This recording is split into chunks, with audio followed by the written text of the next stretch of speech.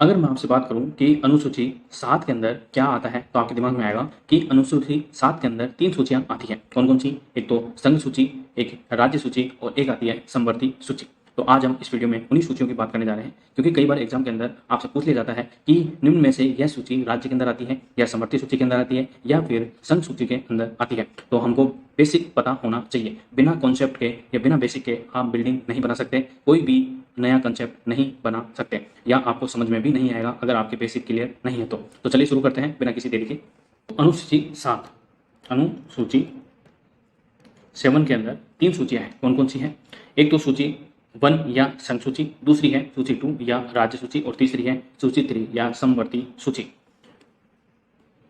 सबसे पहले तो इन 3 सूचियों में सबसे पहला है हमारा सूची 1, जिसको संघ सूची कहा जाता है। इस सूची में शामिल विषयों पर संसद को कानून बनाने का अनन्य या एकमात्र अधिकार है।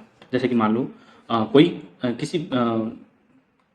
कोई भी कानून बनाना है, ठीक है, और इसके अंदर जैसे कि कौन कौन सी क्षेत्र हैं जिनके अंदर केवल और केवल संघ को यानी कि केंद्र को कानून बनाने का अनन्य यानी कि विशेष अधिकार है, एकमात्र। तो वो है रक्षा, विदेश मामले, रेल, बैंकिंग आदि। तो ये वह क्षेत्र है जहां पर केंद्र के पास एकाधिकार है कि केवल और केवल वही कानून बना सकती है। उसी को संघ सूची कहा जाता है। जैसे संसद को कानून बनाने का अनन्य या एकमात्र अधिकार है, जैसे रक्षा, विदेश मामले, रेल, बैंकिंग इत्यादि। संघ सूची के अंदर 100 विषय थे, जबकि शुरुआत में इसके अंदर कितने विषय थे?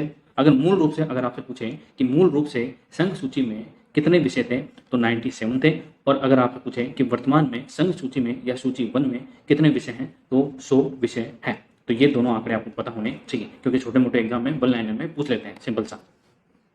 दूसरा आता है हमारा राज्य सूची या फिर सूची 2।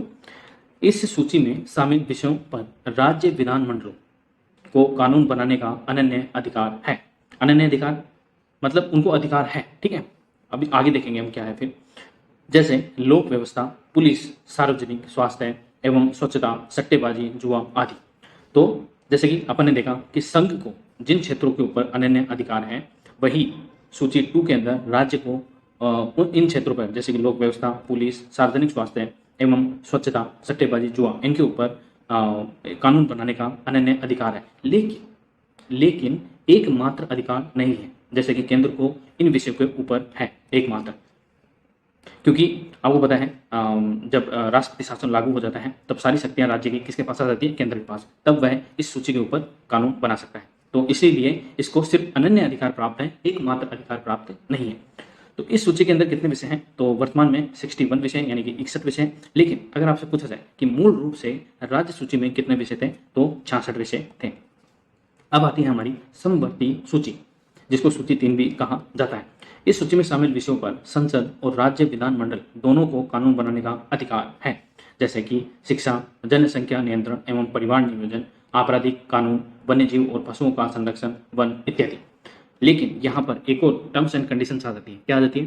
Terms and condition. जैसे बैंक वाले करते हैं ना, वैसा वाला छोटा सा लिखते हैं, छोटा। तो मैं आपको बता देता हूँ टर्म्स एंड कंडीशन क्या है समवर्ती सूची के ऊपर। अगर कोई कानून बनाया जाता है राज्य विधानमंडलों के द्वारा और उस कानून के ऊपर केंद्र का कोई अगर केंद्र चाहता है कि वो कानून नहीं बनना चाहिए और अदालत में अगर ये मामला चाहता है तो किसका माना जाएगा? तो वो केंद्र का ही पक्ष माना जाएगा, ना कि राज्य का, समवर्ती सूची के ऊपर, ठीक है। और मैंने राज्य सूची में क्या बताया था? जब तक राष्ट्रपति शासन लागू नहीं है किसी राज्य में तब तक तो राज्य के जो विधानमंडल है वही कानून बना सकता है जो विषय राज्य सूची में दिए गए उनके ऊपर। लेकिन अगर राष्ट्रपति शासन लागू हो जाता है तब सारी शक्तियां राज्य के किसके पास आ जाती है? केंद्र के पास आ जाती है। इतना तो आपको पता ही होगा। और केंद्र के पास आने के बाद वह राज्य सूची के ऊपर भी अपना कानून बना सकता है। तो ये थी हमारी अनुसूची 7 के अंदर शामिल तीनों सूचियां, और तीनों सूचियों के बारे में हमने जो बेसिक बातें हैं वो जान ली है। आई होप आपको ये इसके अंदर फायदा मिलेगा, लाभ मिलेगा। तो आपको ये वीडियो कैसा लगा आप मुझे कमेंट बॉक्स में जरूर बताएं। Thank you so much.